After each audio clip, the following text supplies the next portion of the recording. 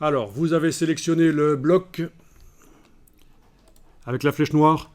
On va voir si on peut mettre un carré au lieu d'un cercle. On va aller dans le menu Objet, convertir la forme, et vous allez choisir éventuellement rectangle. Voilà, vous avez un rectangle à la place d'un cercle, pourquoi pas. Vous avez vu? Objet, convertir la forme, rectangle. Ensuite, une fois que vous avez un rectangle, vous allez pouvoir mettre des arrondis si vous voulez. Objet, option d'arrondi. Quand vous avez trois petits points qui sont sur la ligne d'un menu, ça veut dire quoi? Ça veut dire qu'il y a une boîte qui va s'ouvrir quand vous choisissez ça. Et il va falloir choisir des choses. Voilà. On peut cocher la case aperçue, comme ça on voit directement derrière ce que ça donne. On peut aller choisir ici de faire un arrondi. Évidemment, il est tellement fort l'arrondi que ça ressemble à un cercle. Donc on va peut-être aller diminuer. Donc c'est dans le menu Objet, option d'arrondi.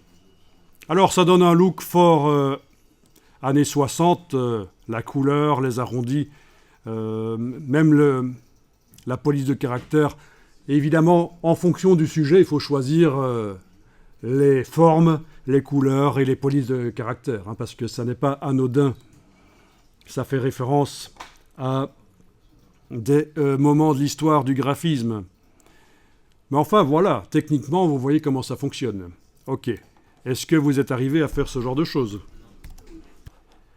Alors, on va changer la couleur du rectangle. Donc, il est sélectionné.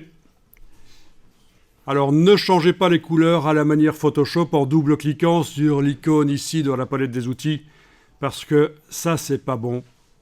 Ça va pas vous permettre de faire ce qu'on appelle des couleurs globales. Donc, pour créer la couleur qui va remplacer celle-là, vous allez dans le menu Fenêtre, couleur, nuancier.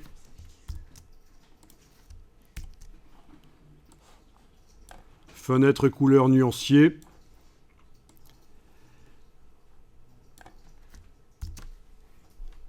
Soit on modifie la couleur déjà existante, c'est déjà une couleur qui a été faite dans le nuancier, soit on va en faire une.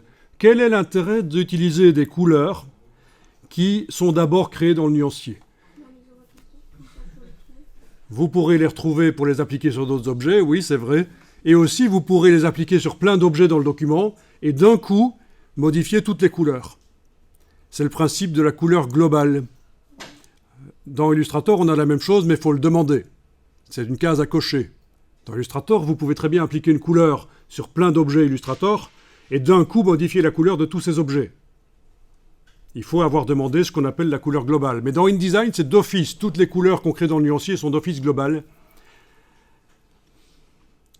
C'est-à-dire que la couleur que je vais créer là pour le fond de ma numérotation, je pourrais aussi l'utiliser pour faire un fond de titre. On va le faire après. Et vous allez voir qu'on va modifier d'un coup toutes les couleurs. Alors allons-y, on va créer une couleur. Donc menu de la palette nuancier, nouvelle couleur. Alors on va décocher, nommer selon valeur chromatique et on va l'appeler fond numérotation. Mode de création de couleurs, vous n'allez pas choisir CMJN là. Pourquoi? Parce qu'il y a peu de couleurs finalement vives en CMJN.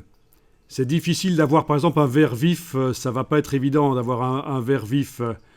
Voilà, ça c'est le vert le plus vif que je peux avoir en CMJN en utilisant de l'encre cyan et jaune. Vous allez dire, mais à quoi ça sert d'avoir des couleurs vives si on ne sait pas les imprimer? Mais c'est parce que les documents, il y a différentes techniques d'impression. On peut aussi les sortir sur des techniques d'impression qui permettent d'imprimer des couleurs plus vives. On peut aussi les afficher sur l'écran, les documents.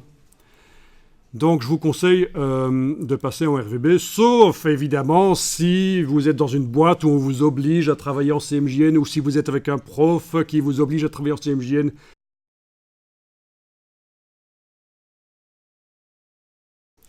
Alors RVB, voilà, Et là, on a des couleurs super vives. On a même un point d'exclamation qui vous dit « Attention, cette couleur super vive, si tu l'imprimes en offset 4 couleurs, elle va sans doute devenir vert grenouille comme ça. »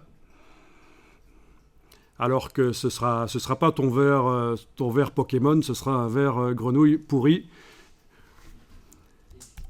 Voilà. Ok. Voilà. Et on a une numérotation qui utilise ce vert super vif. Bon, il faut savoir qu'on peut imprimer aussi avec 6 couleurs. Et on a quasiment les mêmes couleurs que sur un écran à ce moment-là. Mais 6 couleurs, voilà, tous les imprimeurs ne le font pas. Cyan, magenta, jaune, noir, orange et vert. Il y a de l'encre orange et verte en plus. Il y a même la 7 couleurs pour les produits de luxe, pour les livres de luxe.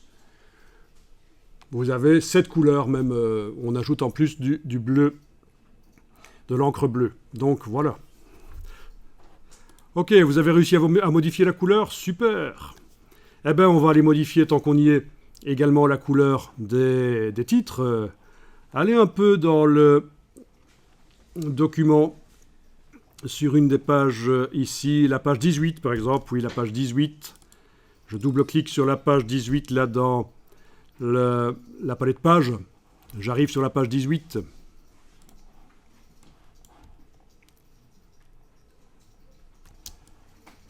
Alors, on a donc évidemment notre numérotation qui a changé de couleur partout. On va peut-être aller changer également les titres ici. C'est des titres pourris, hein, au niveau du design, c'est vraiment pourri. Hein, c'est des choses qui vont être modifiées par la suite, hein, mais c'est... Voilà. Alors, quand j'essaye de sélectionner le titre, là, les dauphins des îles, ça fait rêver, vraiment. Ben, ça marche pas. Donc ça veut dire que le titre est sur un calque spécial, sans doute, qui est actuellement verrouillé, c'est logique. Je vais peut-être aller le chercher dans Images et texte. Je vais faire Alt-clic sur le verrou ici. Une fois, 2 fois, je travaille sur le calque Images et texte et les autres sont verrouillés. Je suis dans la palette des calques donc. Hein. Est-ce qu'on arrive à sélectionner ce bloc? Parfait. Est-ce que ce bloc a fait l'objet d'un style d'objet? C'est le cas de le dire. Je vais voir dans la palette style d'objet. Ah non, tiens, il n'y a pas eu de style d'objet qui a été fait spécifiquement pour les titres qui sont dans des cartouches, comme ça on appelle ça un cartouche. D'accord? Comme les hiéroglyphes égyptiens qui sont dans des cartouches. Bon, c'est pas grave, on n'utilise pas les styles d'objet. On va juste aller modifier rapidement la couleur de fond de ce bloc.